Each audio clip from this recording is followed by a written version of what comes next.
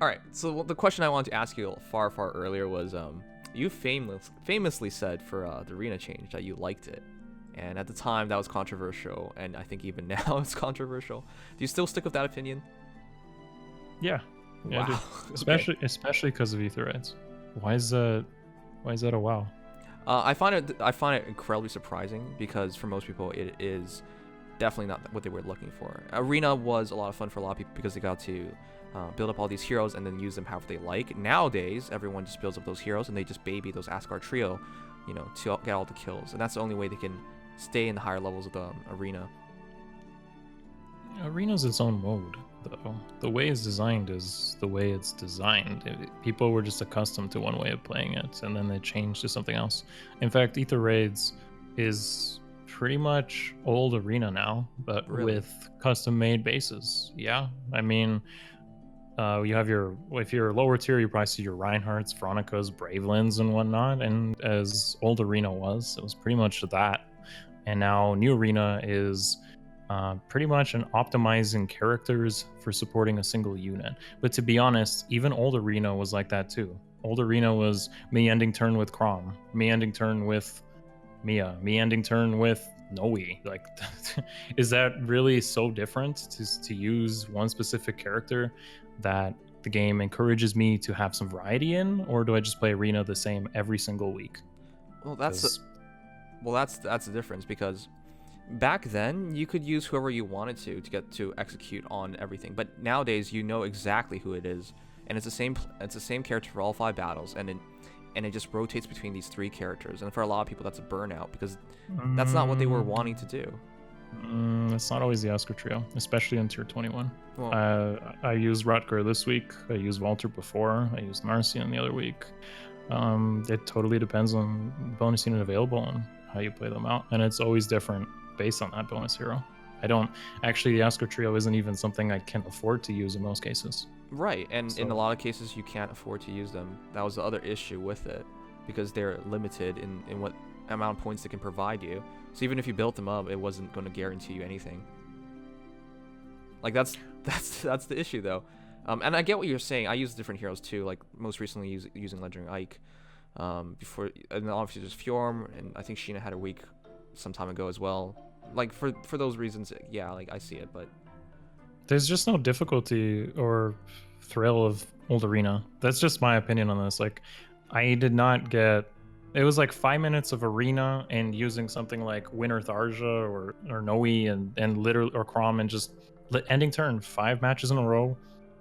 No challenge. I did the support meta before it was even a thing, and there was no challenge in it. I didn't get much enjoyment out of Arena before there was a challenge given to it, because I was forced to adapt to this brand new meta, and that's okay. I was okay with that. I'm still okay with that. It makes those matches interesting, not only from a gameplay perspective, but a viewer perspective too. Like, people want to see you take on these really difficult challenges, like having Fjorm take on Surtur or having Sharina take on Surtur, because you have to, and there's a lot riding on that. But if I was just to use, I don't know, whatever red unit I had on my team, they know how it's going to end. It's just end turn in front of Surtur with my red unit. Like that's not interesting from a gameplay challenge, and that's not interesting from a viewer perspective either, which is why I'm okay with Arena as it is. Arena Assault has a different dynamic, which is you can kill with it whatever you want, but you can't use your plus 10 heroes every single match. You can use less invested heroes, and they have the same challenge. So all the modes are kind of interesting. I don't want to call them perfect though. Don't get me wrong. I think Arena has different problems that isn't the gameplay, and the problems there are pretty much the crest rerolling system is absolute garbage, and probably just other minor details involving like percentages, or just the system overall is a little odd. Gameplay is fine, and I think it should stay as it is. Okay, I still find that really interesting, because from my perspective, especially as a streamer as well, it's quite the opposite of what you just said. Yeah, because of tier 21 and the Arena bonus changes, my viewership went up, though. It wasn't as interesting before that. Like, the numbers are there for it. People definitely tell me all the time that, Arena is more interesting to watch because there's actually a threat of you losing. There is a threat of you actually making a mistake and messing up. Otherwise, if there isn't, it's pretty dull because you know that you're always going to succeed. I know, but from the yeah, that is a proper argument to it. But again, like I stick with the same thing that I've been saying. Just for people that I've been talking to, especially, it's locked them out from doing what they want in there, and then it's just becoming an entirely different mode. And from that, yeah, I'm on that as well. I just don't like. I never liked this change. It was just wacky. It was just such a different change, and for the beginning, for the beginning especially, you were forced to use a frustrating low amount of heroes. Okay, to put it clearly, not everyone ever built the Askr trio, and then it suddenly became, a necessity. And then once everyone did that, it became clear that they weren't going to do well enough, and that you still needed mergers on those heroes that you throw into arena to stay in there when we're talking about tier 21, and that was just frustrating for people. Yeah, that's its own solution though, which is legendary heroes. Like, you can afford to use the Askr trio every week if your seasons match up with the right legendary hero that you've invested in. So there's a way to use the Askr trio every single week, but it has its own separate investment. That's like the long-term game there. I don't want to say that's something everyone should or want to do, but there is a solution for it. As for the way that the actual change was delivered was probably the most controversial thing. So the fact that it kind of blindsided people, no one kind of expected this, and there wasn't really much choice either. Like, this is why I've argued previously that there should be a more casual mode, because people want to use their favorite characters. That's a pretty common thing people say. Aether Raids allows that, which is why I said Aether Raids is kind of your old arena. But at the end of the day, that's still meta, and that's still competitive. So again, Aether Raids has its own complaints because people want to use their favorite characters there, and then they lose because the favorite characters may not be competitively viable, at least at the meta at that time. You've definitely run into this problem, Nim. Mm-hmm. You're trying to come up with a team other than Fire Emblem to use. Mm-hmm. Spent 2 weeks on it. It was stupid. So you finally converted, huh? Well, you kind of had to, because I was spending. The thing is, I recognized was like I'm spending way too much time on Aether Raids, and the win conditions were a lot more complex than simply generate some damage on the side, get into Vantage, win. Like, it was a lot more complex than that before. That is not gonna work if it's not gonna work. Tier 20, no, I'm well aware. In tier 21, there's more Hardy Bearing use. There's Micaiah's running around to counter it. You would have at least 2 or 3 Hardy Bearing units, and it just doesn't work anymore over there. It still does against the person who doesn't properly prepare, but generally speaking, it's a free ticket to tier 21, definitely. Right. Well, I'm just saying from that perspective, like, yeah, it was just not worth it, from what I could tell, to continue on like in this way. That's why I made the change. Yeah, which is why I said casual mode is pretty, like, there has to be something where people can enjoy using their built units without frustration, that they have to adapt to the meta. And Arena doesn't let you do that. You could use your favorite characters, I guess, there, but they're just not used the way people want to use them. Aether Raids lets you use them, but they're likely not viable. Most of them, anyways. So, IS April, let's deliver something that's fun for everybody, and just fun. Just literally the word fun. Like, that's all we want, like, just something that doesn't require you to hit your head against the wall. I guess the closest thing we've got to that is maybe Abyssal maps, where you're not quite limited in the same way, but I don't know if that counts really. They're only once a month. Yeah, Abyssals again is it's a place where you use your favorites for sure, but people choose to not problem solve with their favorites, and then feel like, oh, why do I waste my time trying to solve this with characters I like, and then they go look up a guide. Because you can look up a guide. Yeah, I've seen that a lot. They look up a guide and then they complain there's nothing to do in the game. Yeah. And when I'm solving them, they're saying, hey, Nims, look up the guide. Okay. Well, But I that do want falls to. on. Sorry about that. Go ahead. I was gonna say that falls on the fact that most people don't know what they want, even though they say what they want. I was gonna say though that. Oh shoot! I forgot what I was gonna say. Oh, I remember.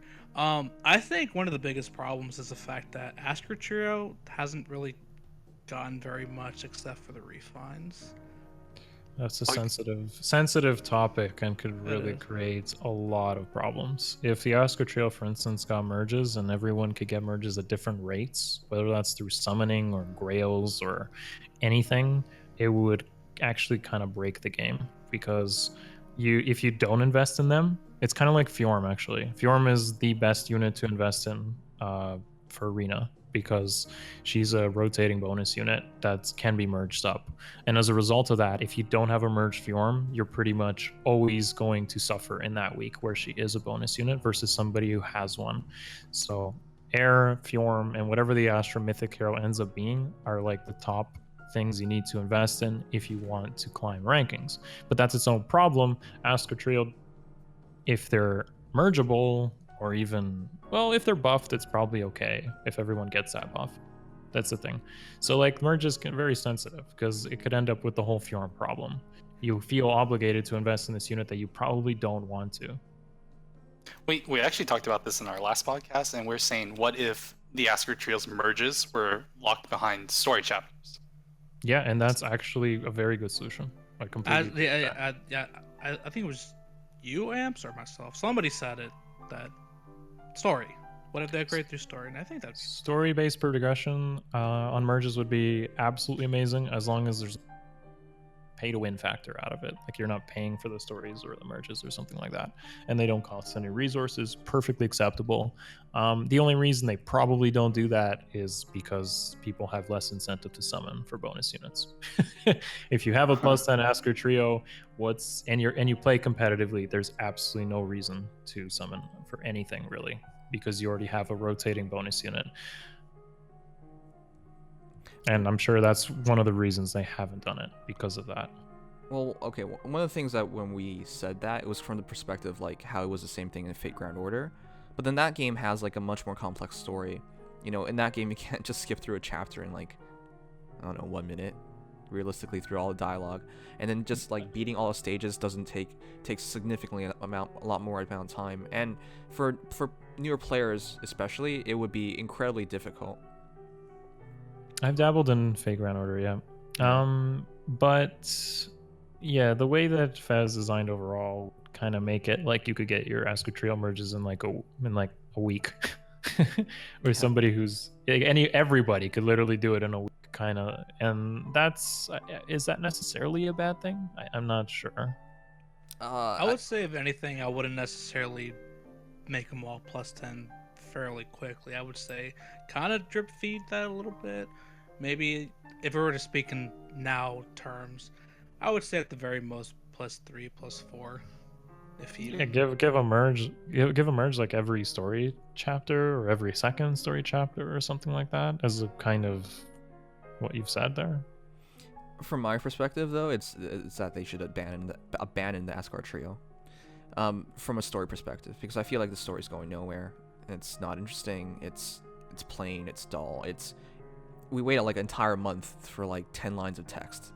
I mean, this most recent story chapter was far better than what we've been getting, but it's not like in comparison to other dialogues that we've been having in other games. It's not even measurable in terms of like quality. What I mean by like just abandoning the mode is just coming out with more free-forming mode, right? We've played around with the idea that they should make like story chapters including like anything from Fire Emblem. Like you don't, because of the game, the way the game is set up, you can have any number of heroes from any number of universes come here and do any number of things, but they haven't tapped into that at all. You know, in the story right now, when they do bring in characters from other modes, they're basically interchangeable. They have no bearing on the mode itself. They just say a line, introduce themselves, and then now you're fighting because they're on your contract. You know, that's such basic usage of the other characters. Whereas you can like write these great epic stories. Like I've played around with the idea of like, getting all the Falchion heroes together against all the great dragons, and then writing a story on that. And they could literally do that, but they haven't done that. So. Yep. Game just doesn't really appeal to people who just want to use their characters and get attached to them. Why do you think that is, anyways? When in comparison to, well, the story mode is. It's not like Fire Emblem games have always had great stories, but this is a new low in my books. It's definitely the worst out of what we've had. I think it's worse than Fates by a lot. It's probably because they just treat this like a mobile game at the end of the day, and they don't want to invest too much into it. That's my hypothesis, but honestly, none of us could really speak from knowing this without internal knowledge. And that's the super disappointing thing, because it just feels like wasted potential. If they always insist on treating this game like a mobile game, and they've shown that from the start with how like they changed it from, you know, a Fire Emblem game having all this movement, for example, all these different heroes, to like 4 heroes, limited movement. This is how big the maps will be for every map, at least at the start. Like, they've always just viewed it as a mobile game, and I just feel like that's such a shame. Yep, completely agree. They definitely have like the resources though to do something like large scale like that. Like, cause like look at the Grand Conquest map sizes; those are much bigger, and indeed, they could do something with that. And there is one character that gets some love in story, and that's Xander. But then he lost his arms, so he has no love anymore. Yeah, there's a lot of things like that.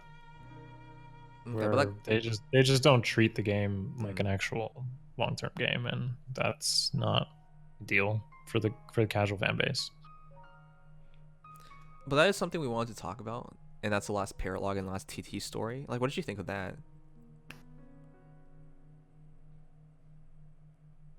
Me specifically? Well, I'm wondering because it's become like an interview at this point.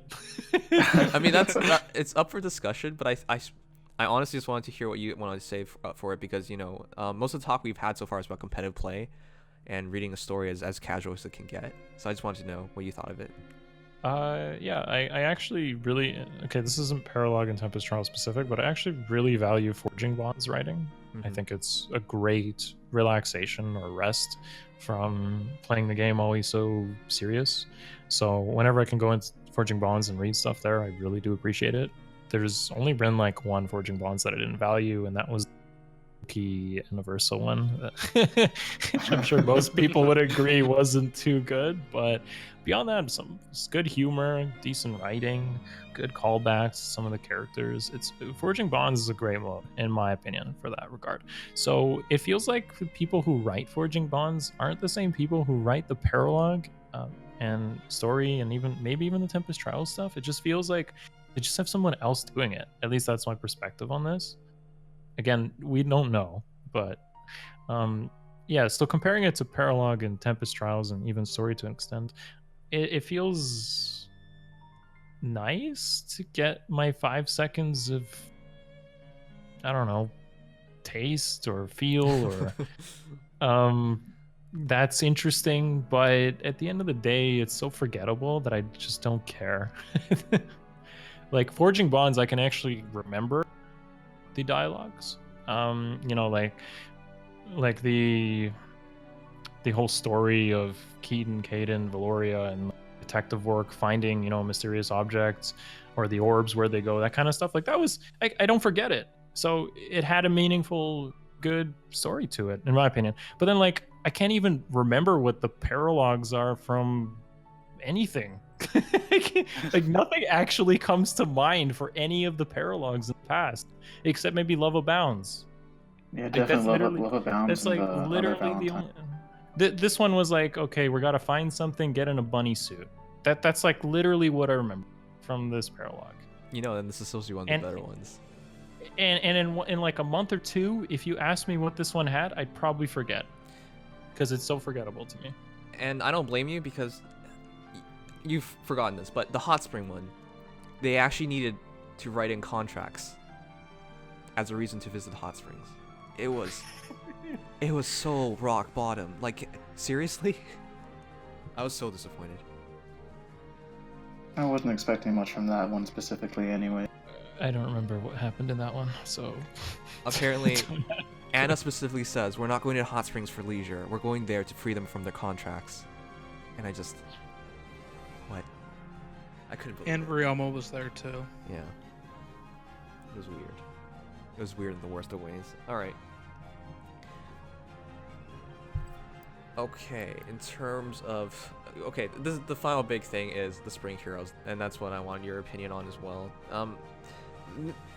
The most recent banners haven't been, like... They've been a lot more balanced. When I really view the game in terms of like the meta being like just fast forward a shit ton was back in when the last Brave Heroes were released.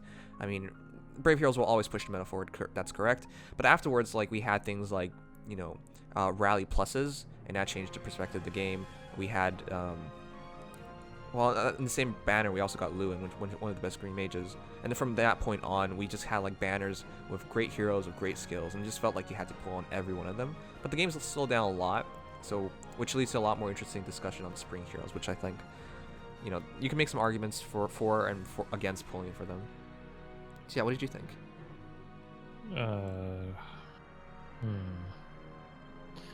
My opinion on most banners that aren't legendary, Yeah, I know it's the skin. gonna be not actually meta defining in any way. Yeah. Not even Lewins or rally ups or anything like that. In fact, actually, rally up is meta for a completely different reason than anyone would have expected. What is that? And this is that's rally traps, especially specific to fireballs. Right. I don't know how much you guys know about that, but the way that the AI interacts with rally up is different from how a standard rally works because of kind of like a utilitarian perspective, like how many people can you rally with it. So you can really create some nasty defense team comps with something like a rally up, but not like, oh, this is a next level rally and needed kind of thing. It's just different reasons. So yeah, most of the time when I look at new heroes, I'm like, does this character actually change anything? And from what you may already have as an option in your barracks, especially if you consider common fodder or common units you pull, that's how I always look at them. And realistically, no. The last time that I felt that way was actually with Legendary Azura, and I was right about that. Everyone was right about that. Yeah, Duma was a complete and utter clown from my perspective, and still is. It's like free win, honestly. He's just Duma's a good example of a character that was designed in the wrong place. He shouldn't be on defense, but regardless of that, because we're not talking about Duma, the Spring Heroes just kind of fall in line with exactly what I mean, which is Thea, Blue Lance Flyer number 2765, stat line similarly to Shigure, but then you consider preference weapons and mergeability of units like Katria, and they're amazing preference weapons, and even oldies like Cordelia, and you're like, why is this here? And then you have Lu, who's pretty much Nino. Then you have, what did I miss? See, they're so forgettable that they're just not that important. Sue? Yeah, Okay, Sue is interesting because she's the only unit in type. Yeah, she's interesting. But again, being 5-star locked means that she's likely outperformed by a lot of things, and her color may not even be that advantageous when you consider that someone like Brave Lyn is literally a common unit that most people have, just because the game tells you as a new player to pick her up. And so sometimes colorless ends up being usually more advantageous than being colored. So yeah, Sue's interesting, but that's pretty We've seen much how green archers work already with Legendary Lyn. Not very well. Yeah, there's not already a good stereotype with that one. But Ithun is definitely probably the standout from the banner in a way. It's just the meta doesn't really favor armors for anything that isn't being a score bot right now, which isn't to say that it might not change, but armors are just not that good for anything other than scoring right now. Even if it was like OMG sort of counter. Like if you see an armor on AR defense, they're just like, great, thanks for the free Aether and yeah, you're sitting ducked. You're not really that threatening as what a ranged nuke may accomplish. You don't have the range of some cavalry units, for instance. So thanks for moving one space with the melee, or possibly two. And then everyone has counters to these type of units by now. Like Mass Marth is free and would still win in a duel against Athun. Air has Mystic Boost, significantly reducing the damage of Athun. You know, like these are just things that I'm just looking at this unit and I'm like, okay, great, you got a lot of stats, but you're not unkillable. And if you're against this character, sure, easy to beat. If you're using this character, you need too much investment to make them worthwhile. Wait, really? I mean, Athun would need distant counter to start off with, which is already not something. She's not very threatening without that range. Oh, check. In terms of perspective of Aether aids, right? Okay. Again, if you're going to even use her in Arena, then you're going to need 11 copies of her. And she's in the red pool. Without the 2 weeks that she has a bonus unit. Obviously, if you have a one-off, you get 2 weeks of bliss, but then after that, it's like, okay, now if you want to continue using her, pull another 10 copies. Mm-hmm. And that's not realistic to anybody, except the people who save thousands of orbs or spend thousands of dollars. So, you know, it's just not that practical. Okay.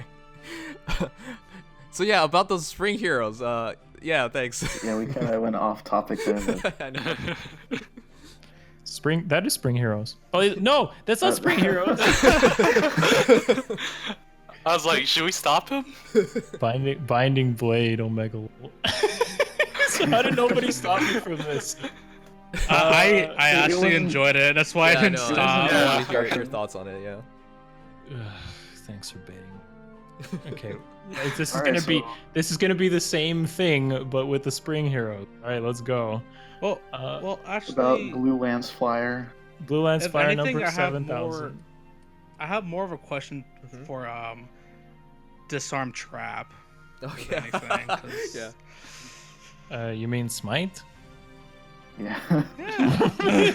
You mean Smite, right? Or am I missing something here? No, from my perspective, that's an indication they're going to add more different kinds of traps in the future that might be more problematic than simply just smiting into them.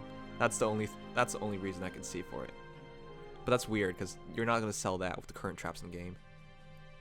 Yeah, maybe. You have a good point there. Maybe if this does bring in some more threatening traps that you may not want to test, so to speak, probably. But like, what could it be? Where you couldn't just any status effect in the game. They could have like a guard trap or. But the trap would have to have a lingering effect to matter, because you can smite into the trap and turn dance and your status effect is off. You know, even a bolt trap is actually pretty threatening sometimes. Like, I don't want to take that damage. But you have to, right? Yeah, sometimes. I mean, you smite in the unit that can afford to take the damage, and the run that might be tanking, for instance, doesn't want to. In fact, lightning traps are like, thank you for free vantage in some cases. But yeah, like, Disarm Trap has no real place right now, just because most, like, lightning trap can work in your favor. Smite is fine for testing traps, and if the trap is really deep in, then, you know, we've already been playing without it, and I've never really felt like, oh, if I touch this trap or gamble with a trap, I'm gonna lose. That happens, but it's not that frequently, and there's usually an alternative play to it. It could have been just like, I should have baited from this spot, or I should have played it a different way. Thing is, because it's dagger locked, it's incredibly useless. It's like incredibly useless. I thought the one place it might have had would have been on Gale Force units, because then those units don't even use their B slots other than Wings of Mercy, Escape Routes, Pass, Lunge, Drag Back, Hit and Run. Those are usually like what you would use on a Gale Force unit, but you know, that didn't happen, so it's just a disappointment. Okay, fair enough. But just going back on the idea of lingering effects, I do think that is something they're going to put in, because if all we had to do was put Smite, this inexpensive, really easy to obtain skill, on a bunch of heroes, and with the way how traps are working, I mean, it's very clear that as long as there are no lingering effects, most traps just don't do much at all. Yeah, is there actually anything in this game though that think about it? No, they don't, but it's not like they can't do it, to push things forward. Yeah, from a fundamental mechanical system change, that could happen. I just don't see it happening, for at least without them realizing, oh shoot, Disarm trap didn't sell, let's make it viable. Though with that said, like what's your feelings and thinking of things like that, where they're trying to release skills with only impact on one mode, which is okay in my eyes that's absurd, but what's your idea on it? I don't really care unless it actually has an impact. Like they have Duma with Upheaval, right? Mm-hmm. That's like, again, thank you for Free Vantage, or thank you for Desperation, or thank you for Brazen. Like, Upheaval has helped me in more cases than it has deterred me from a win. Like, proper design of those skills is needed, and Disarm trap, first of all, being dagger locked and not impactful, just it kind of feels like they don't even play the mode. Or maybe they don't analyze the replays, because like Duma's like, okay, there's all these HP conditional skills that help the player if they take damage, and then Disarm trap is like smite. But and in some cases you don't even want to disarm. Like lightning trap is like, I need that for setup. Like, thank you for the damage. There's cases where it may help you, but they're so rare. There hasn't been a match yet that I actually said, man, if I had Disarm trap, I'd win. Because the thing is, it even shares with very competitive B skills. If you use Disarm trap, right, then you can't use Vantage, and that's a really important B skill. Or you can't use Mystic Boost. Think about the dagger units themselves, right? Like, you can't take away those skills. Or dull ranged if you're going for a tank. Like, you just can't take away those B skills. They're so vital. If Disarm trap was like a seal, maybe it would find more use, but no, it's not designed in the right space of the game. Absolutely. But what I'm more interested in seeing is what they do in the future, because this is signaling. They're going to do other skills that are basically only impactful on one mode. And even what you said about, sorry, less than a week, because we have a new mythic hero. Yeah, so we'll see. Right. And man, even with Duma, like you have a point there that it doesn't quite do very much, but I've seen it being used like to give you a slight advantage. Sometimes people don't use healing towers and then it catches a Versa, and now it doesn't affect even more heroes. Things like that. Yeah, that I definitely give credit for. Aversa lost a bit of value against Duma teams because of Upheaval, but she already lost value anyways because Duma would Anima Bless and potentially give 5 or 10 extra health to a unit. So even without Upheaval, you were already kind of scraping by trying to Aversa's Night stuff. So as a result of that, I'm not even using Aversa during Anima seasons. Definitely. I'm not even using her in Anima as a result of that, because I'm just like, well, you just aren't as good anymore, and that's okay. I like that. I like the adapting to that sort of thing. If they release skills that have counterplay or solutions, I'm always okay with it. My biggest thing with the balance of the game, and this is what I thought, the only thing in the game that I feel was ever overpowered or broken, is Fire Sweep. Really? Before Null C, it was the only thing that didn't have counterplay, that didn't involve basically smiting in dancing or gale forcing, because that was like your only solution. You had to player phase it. Now with Null C, you have the counterplay, and I do actually feel like Null C might have been designed. Actually, it definitely was designed with AR in mind. That's an example of a skill that, because you don't see Fire Sweep outside of AR realistically, or if you do, it's like you're not thinking, oh, I should have had Null C on my unit in Arena or Abyssals or something, right? Like, that's not something you think. So yeah, and I like that. That's balance in the right direction, because before I was like, well, I ran into a Fire Sweep team. There's Lynn. She has 5 range and a dancer behind her that will dance her. Guess I'll die. Yeah. I guess even then, there's still the problem with it. At least right now, being 5-star locked. I don't even have Null C actually. I just couldn't afford to spend orbs there. But I still managed to find a way. My 2 ways are the same as they've always been: snipe the unit or escape ladder. The best solution. Okay. Well, guys, do you have anything else? I wanted to go back to the Spring Heroes actually really quick. Okay. Yeah, I think a lot of them are just too similar to heroes we already have, and I think the only one that kind of like really sticks out is actually just Loki. Really, I would say Bruno has more of a unique stat spread. I know, but he Remind me what they Even are. if Boki, Veronica, Bruno, Marissa, and Pala, right? Yeah. Yes. Yeah, the only one there that's really unique is actually Pala. Because there's no other red dagger in the game. Red dagger flyer. Bruno, of course, is interesting actually. I very appreciate the fact that they make a stat spread like that in 2019. I wasn't expecting it. So he's definitely unique, but he has the same problem they all do, which is spending thousands of orbs to make him different. yeah, And what I mean there is like merges, right? Like if you think about another star horse healer, you could merge up Ethlin, who's the highest defense 3 or 4-star healer. And I mean, like, of course, the question is why would you? But if you really wanted that, it's technically an option using Ethlin, who's reaches about 35 defenses with merges. It's just not too bad. With speed, actually, this could be more advanced. Which could be helpful. But sorry, what were you guys saying? I forgot. I heard Boki. amps. I don't know. I just feel like she's like unique from the bunch, where she's actually like kind of usable, and we don't have many flying colorless archers. We have 2 others, including her, which is Bohonoka and Summer Takumi, who is limited. Well, she's not limited. She's limited behind Grells, but not behind a banner.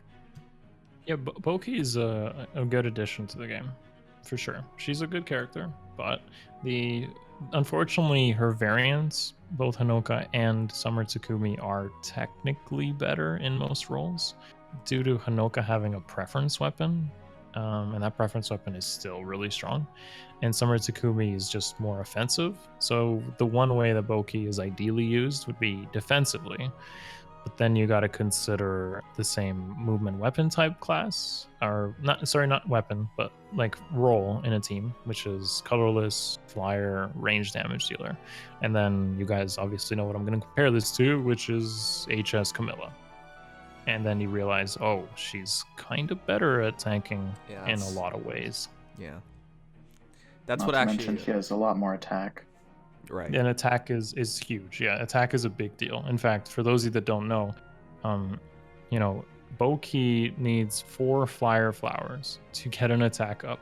And her first merge doesn't even give her attack. It gives her HP, speed, and res.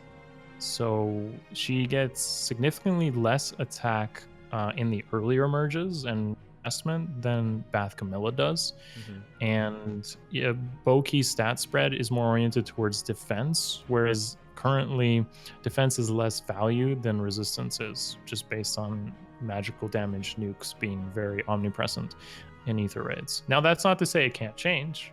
In fact, I've made my own changes in my seem to be more physically oriented because I recognize that most people stack resistance just from air being a thing, and the whole nukers being so common. But for now, Boki is just kind of worse at tanking than Bathcam and less offensive than someone like Air, for instance, or even Summer Tsukumi if you had him, or in my case, just use Jump K, but not a flyer.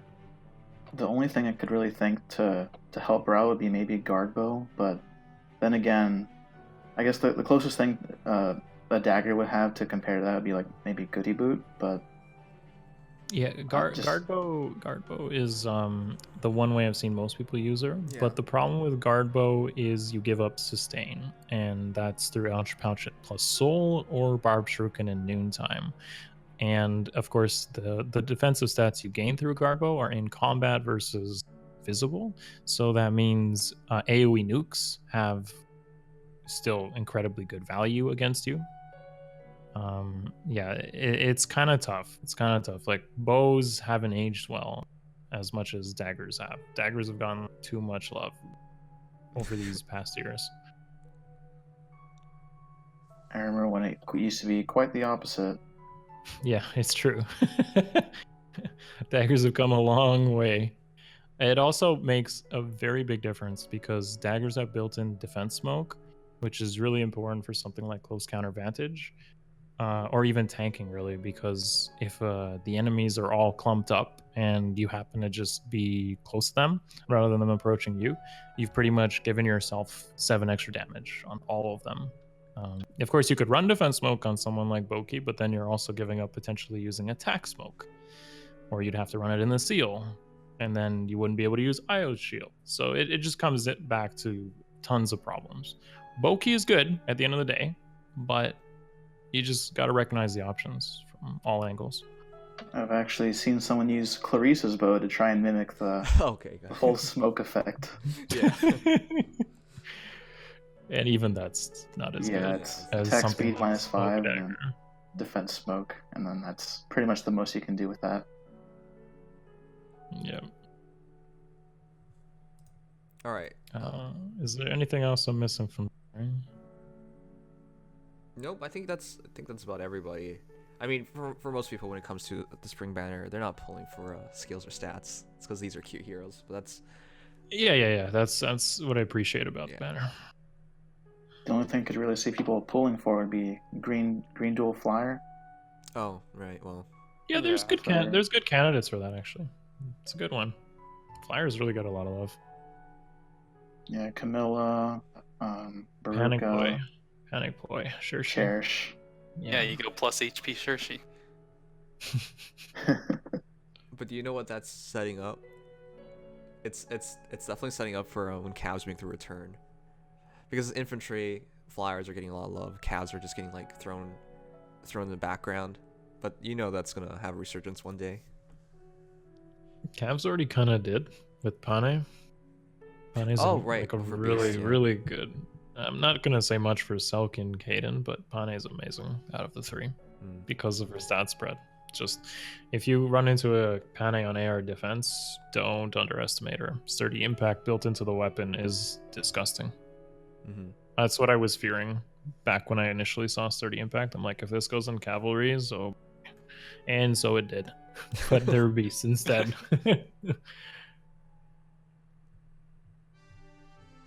All right, I think that's everything, right, guys? Oh. Yeah, we kind of Yeah. went through the whole schedule, but just in reverse. Out of order. Yeah, I know. We can always talk about Marissa, but I mean, she's not really much. Is there Thea. really anything worth talking about? Thea? Is that you, Thea? Yeah, it's basically basically Shigure. All right then. Thank you so much, Akariss, for coming. Oh, okay. I'm sorry. I'll never get it right. And the thing One is, day. every single time I say it, I know I didn't get it right. Ugh. Actually, how do you pronounce your name? Because Akariss. so Akariss. Yeah, imagine you like going like like you have a Okay. you get like you're getting like a thought in your mind like Akariss. I do want to point out, when we were doing the TT story last night, you pronounced Zacharias' name. Wrong. It's like no, you pronounce it like Akariss' name, how you're supposed to be saying it. Oh well. You Yeah. said Zacharias or something. I was like, you could say this, but you can't say Akariss' name. I'm telling you, it's a mental block. I've had it since the start. It's not going anywhere either. It's rough. Nothing personal taken. I still love you guys at the end of the day. Mm-hmm. Thanks, man. Do we have a ending hashtag for them? Oh God. Okay. How about this message? You can approve it. Okay. Bunnies are better for more than just eating carrots. Oh, Oh, no. Oh, Okay. Don't be influenced by Loki. Yeah. Big props to Paolo, big sister. She's probably my favorite one from that bunch. Now, the more I think about it. But yeah, all right. Thank you guys so much for being here. It's been another great podcast. What time is it for you, by the way? Just so everyone knows. Time to go to bed. Yeah. 2:30 a.m. Damn. Oh, All right. geez. Boy. So thank you so Thanks much for for making. having me. Yeah. Thanks Making for the having me, time. ladies and gentlemen. I hope you took something out of it.